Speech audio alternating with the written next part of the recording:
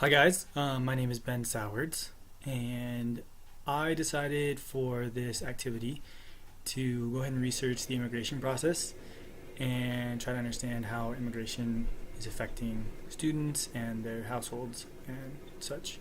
So I first went ahead and looked up the statistics of how many immigrant students are attending schools in the United States between 1994 and 2014.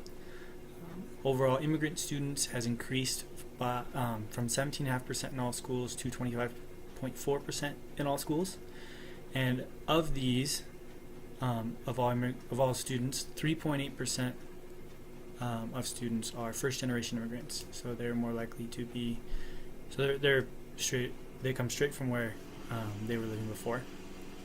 And then in the 2014-2015 school year, the number of English language learning students made up 9.4%, or 4.6 million students in the United States. So that kind of just gives a brief overview of that.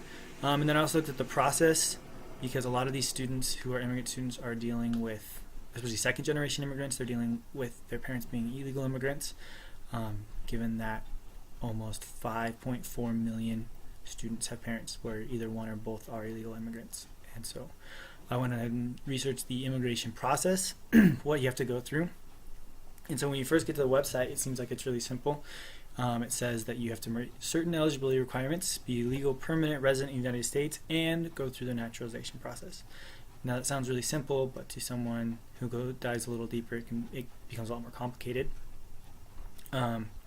So the requirements that it talks about is you have to be at least 18 years old, be a permanent resident, or have a green card for at least 5 years, and that I'll talk about that a little more.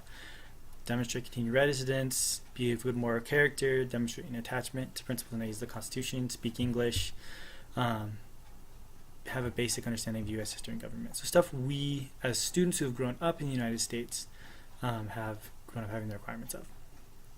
And then in order to receive a green card, you either have to get it through a family, through a job, through refugee status or asylum status, or some other means. And so it can be very difficult to do that.